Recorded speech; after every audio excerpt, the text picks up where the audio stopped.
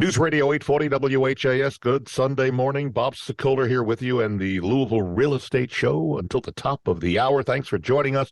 With us, some of my favorite people in the whole world, really. First, Chuck Crosby, the Crosby Law Offices at 499-6360. And he not only does great closings, he also does wills and a variety of other things. And I keep promising, Chuck, send me a little list of what else you do, and we'll talk about it on the air, because I would love to help other folks know how great you are. Also here, Brad Lawler, owner of Home Team Inspection Service. They come in as a team. They do a great job on inspections. And I will tell you that Brad is dressed beautifully today. He has some personal stuff he's got to do. But you can reach Brad and his team at 844-411-TEAM. And he's ranked number one for 7 years in a row. And what's the date for the maybe 8? Well, we're getting close. We've got about 2 months left to find out. I don't want to jinx it. And Bob, I want to say, I think every home inspector dresses like this, don't they? No, they do not. But suit and tie, no. Okay. All right. Also here, not only is he a great guy, but I also love him, and it should, because he's my son, Greg, who does our marketing, photography, and, as we say, so much more, backed by popular demand. So thank you all for being here. Let's get going with these questions. We're doing our Zoom show, which means basically we upload the show to YouTube in addition to airing here on 840 WHAS. To get a question on the air, simply send me an email, bob@WeSellLouisville.com, with radio question in the subject line and the actual question in the body of the email. And if you'd like to see a copy of the show, we will give that out to you in a little bit. Just a little heads up. The URL is LouisvilleAnswers.com. That's LouisvilleAnswers.com. All right, first question coming in from the so-said emails. It's for you, Chuck. Jessica selling her home. She approved a showing, and Jessica says she was running late to leave when the showing was going to occur, and actually walked out the door. Two people who identified themselves as the buyers were walking up to the home, saying they had been waiting for their agent to arrive. The agent was not answering her phone, so they're waiting. Could they come inside? Jessica is wondering, should she have let them in? And I'll tell you what she did after you respond. Did she stay with them?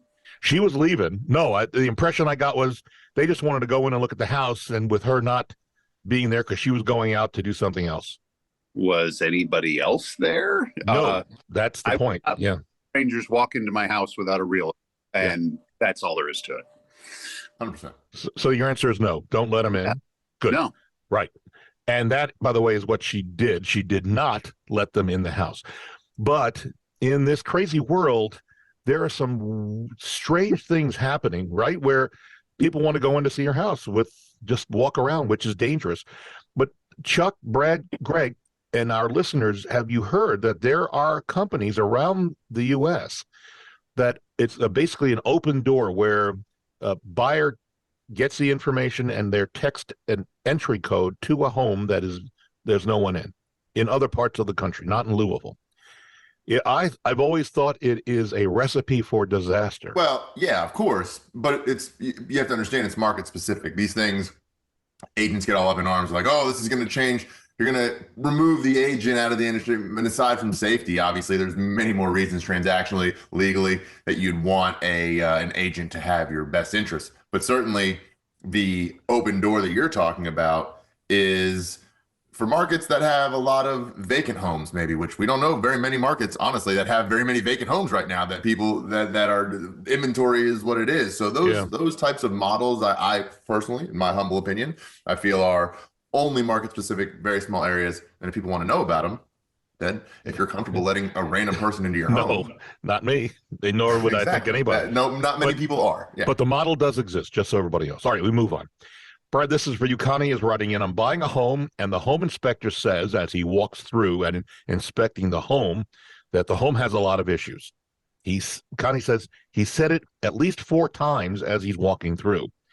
They got the report, a decent amount of items. They sent in the repair request. But the friend of Connie says to her, are you thinking maybe he said that it has a lot of issues so many times because he was sending you some sort of secret code that the home has more issues than you want, get out. So is there such a thing amongst inspectors that there's a secret code the home has a lot of issues? Well, if there's a secret code, I'm not part of that secret society. But I think the challenge there is that you got to keep in mind that the only thing a home inspector is delivering is a report. So anything that the home inspector verbalizes, while they're doing the walkthrough of the house, if it doesn't get into the report, I mean, that is the inspection itself. So, I mean, the liability that I have as a home inspector ends at what I put in the report, not things that I may be saying along the way. So I don't know of anything. I mean, the question that people love to ask the home inspector, if you were me, would you buy this house? And that question cannot be answered by any home inspector. I mean, because our answer is we're not the ones buying the house. You're the one buying the house. You have to make the decision. The home inspector is simply going to give you information about what they found during that home inspection at the time that they were there. So, yeah, there's no secret code. I wouldn't read between the lines, and simply put, read the entire contents of the inspection report. The inspection report is not just a summary page or two. The inspection report is the entire content of that report. Have you been reading my emails? Because we actually got an email about that same thing, but we'll get to that either this show or another show. Okay. I know, Bob, I'm not surprised, because I'll tell you, that is a common misunderstanding, of the inspection process. And just to be clear for Connie and everyone else who's listening, so there's no something secret verbal that you do. Is there a secret hand signal that you pass along? Like, you know what? Let me see if I can work on that and bring it to Ashi and Internachi. Maybe we can get. Brad took down his Illuminati Freemason symbolism behind him when he moved into the new office. No, that's exactly right. He's just a fungus expert. There's no secret code. Exactly. All right. No secret hand signal. No secret verb. All right. We go back over to Chuck. Sarah this time writing. Brad did show us a hand signal. You'll need to go to the video to see what that hand signal is. All right, Chuck. Sarah writes in and says, my fiance and I have lived in our home for the past 4 years. We bought the house together, and both of our names, and listen carefully, both folks, listen carefully, both of our names are on the title and the deed, but the loan is strictly in his name. We are now, as you might expect, since we're reading this, we're now splitting up, and all of a sudden, and my children and I are finding another place to live, so we've got to go. Do I have the rights to getting equity from the house?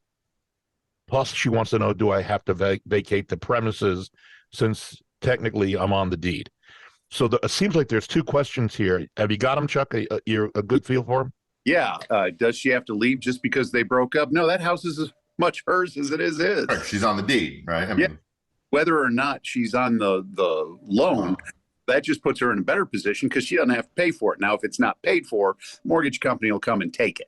But I guess the question is, her argument does she have equity if he goes to sell? Can he buy her out? But if there's no contract, she owns half that property. Whether or not she has liability for the mortgage is irrelevant. She owns that property. So she could go after her ex-fiance for financial if he goes and sells the house and tries to withhold any money from her, or they wouldn't be able to do it, right?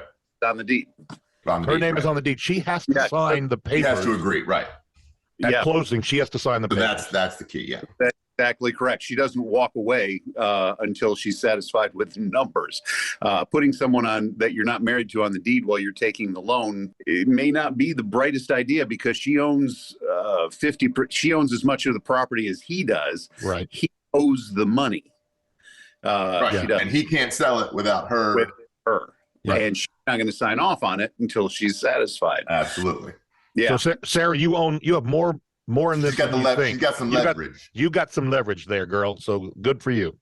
By the way, we have 6 ways now to help you sell your home, just about guaranteed to help you find your next home. If you want more information, just to have a consult, talk to me. We can review in person or via Zoom or by phone. Go to bobsellmyhome.com. That's bobsellmyhome.com. Read what we've got there. Fill out the information, and it'll come to me, and we'll talk. All right, we move back over to the well-dressed Brad Lawler from Home Team Inspection. Samantha writes in, I've seen signs of mouse activity around my home, but I'm not sure what attracts mice other than food. How are they getting in, and how do I get rid of them? And I know you're not an exterminator, but you do play one sometimes on TV. Yeah, I do. Yeah, I do. So mice, this time of year, mice are looking for any way that they can get into a warm place. So they're looking for very, very small holes. They can wiggle in. I mean, I've heard as little as half an inch in height. So areas around pipes coming into houses or electrical conduit coming into houses, just cracks, larger cracks. They will chew holes in things to get in at times, but more often than not, they're just looking for an easy pathway in. So the first thing you got to do is close up all of those holes. Once they're in the house, yeah, they're just looking for food. So you're going to find them anywhere that food is stored. Typically, I think most of the exterminators and all are just using, small mouse traps. At this time, there's bait stations that are available. There's a lot of different do-it-yourself kind of processes. Sometimes people will call in the office because they suddenly have this terrible smell in a room. Oftentimes that's because a mouse has died in a wall. You'll get that smell for 3-4 days, and then it'll just magically go away. That's the mouse decomposing there. Good news. That's pretty common. It doesn't last a long time. It just smells. I'd ask you this following question as a follow-up, Brad, but I think we got to turn our attention to Chuck because he is the chef extraordinaire. Mm-hmm. So when baiting those mouse traps, Chuck, do you prefer peanut butter stuff? Peanut butter. Or do you prefer some other sort of concoction that you've learned about? I haven't had to catch a mouse in a while, but last time I was peanut butter. Butter. I don't know. I think he's like Ratatouille, and he hides the mouse in his chef hat when he's cooking. Oh no! And that's who's making him the amazing chef. He is an amazing chef, I will say, but I think it might be Ratatouille. I don't know if it's. I haven't been there in person to watch. So. Could be. And I'm with Chuck on that one, Bob. It's peanut butter. That's better than the commercial attractants. Good. All right, that's good to know because it's inexpensive. Mm-hmm. And then I wonder, does it go bad? So let's say you bait there's a reason I'm asking this because I have a mouse problem as well. Yeah. I've got baits. But is it because of the dog food on the floor? No, it's in the basement. There's no dog food anywhere. So I use peanut butter, but it's maybe a year old and the trap hasn't been. Well, why do you have year-old peanut butter? That's a crime.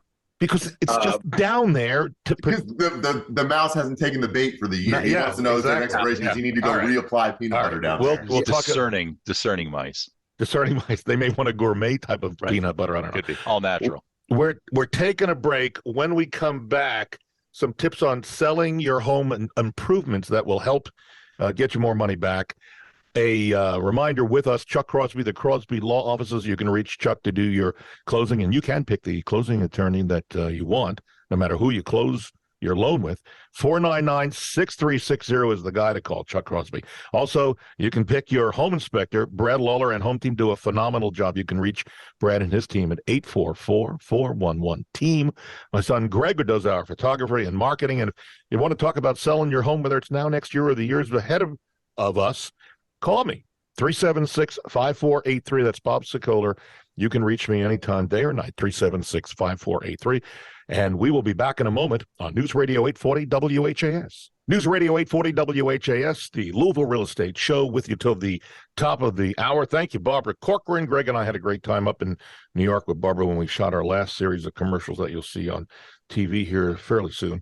With us, Chuck Crosby, the Crosby Law Offices, 499-6360. Brad Lawler, owner of Home Team Inspection Service, 844-411-TEAM. My son Greg, who does our marketing, photography, and so much more. And you can reach me, Bob Sokoler, anytime that you want on your cell phone or your regular phone. Call me at 376-5483. This next question is concerning for me and everyone else here in the Louisville area and further out.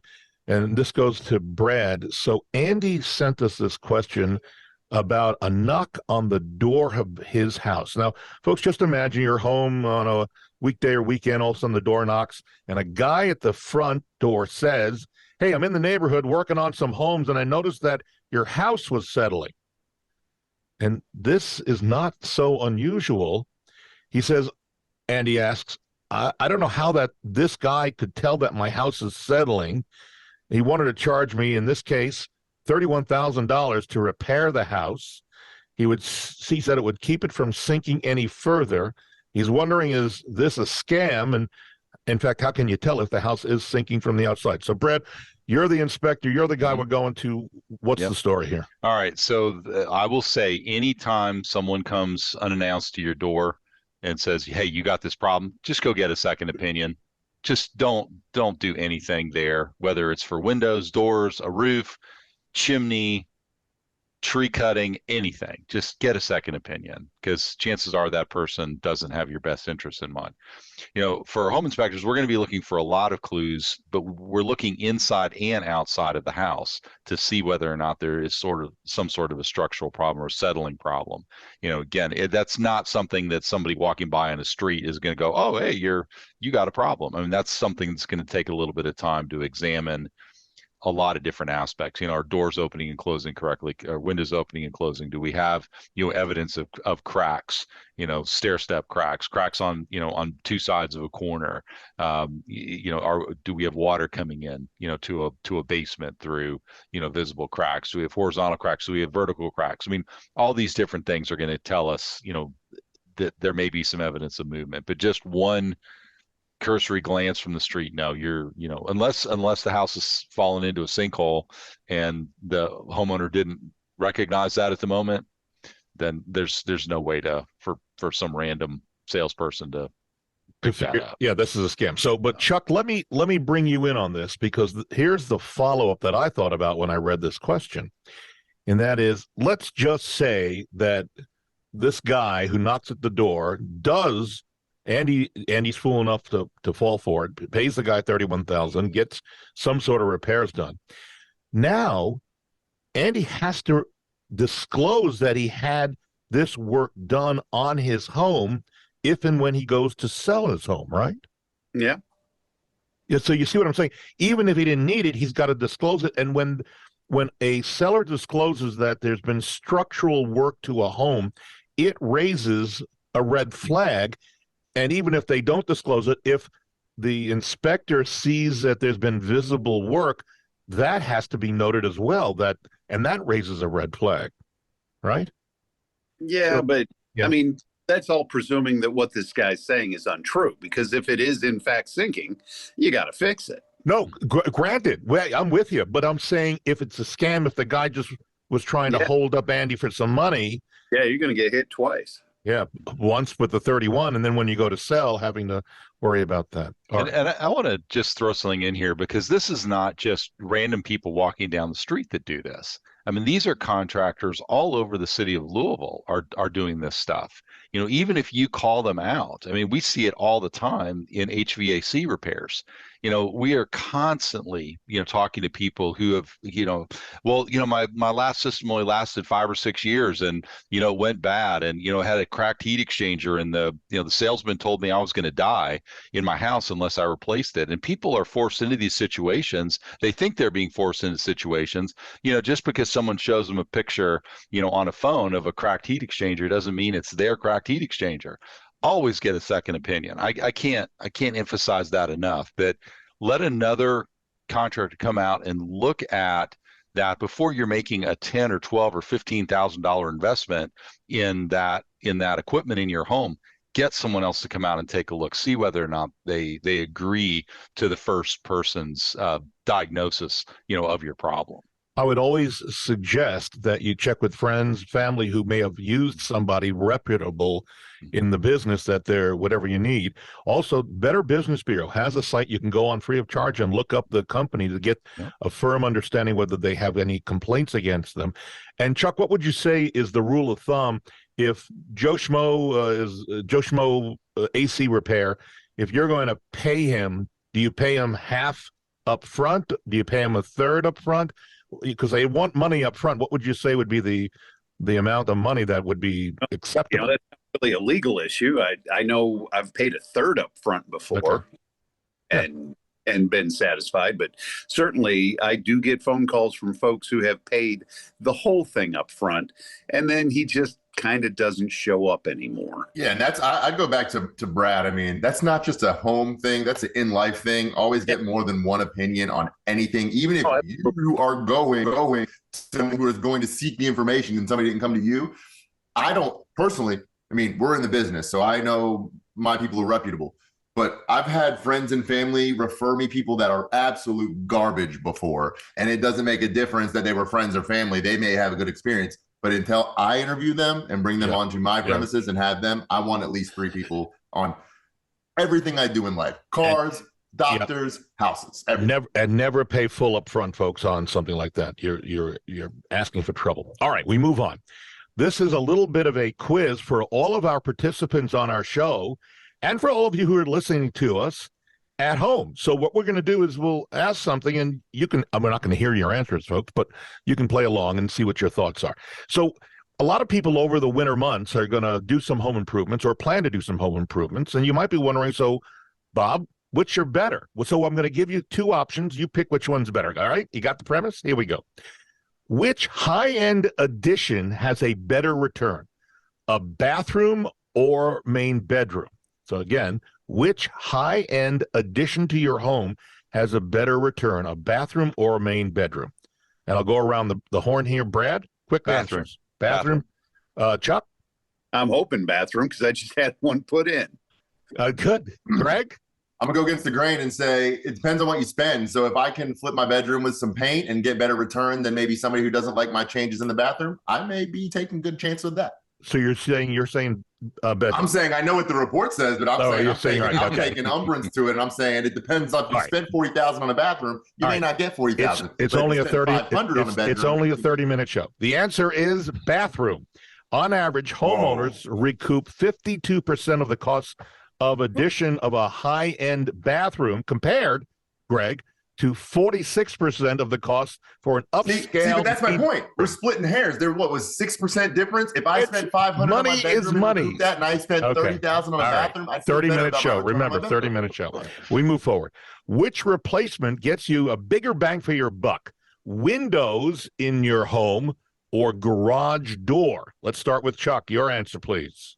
Oh, a bigger bang for my buck. Well, with windows, I've got better insulation qualities, but they're like 20 times more expensive than a garage door. And general maintenance. Okay, again, I remind you, 30-minute show, and we're running out of time, Chuck. I don't know. Let's say windows. Windows. Brad? Garage door. Greg? Garage on the same, it's cheaper. All right. The answer is a garage door. Whether vinyl or wood, windows are expensive. Very good, Chuck.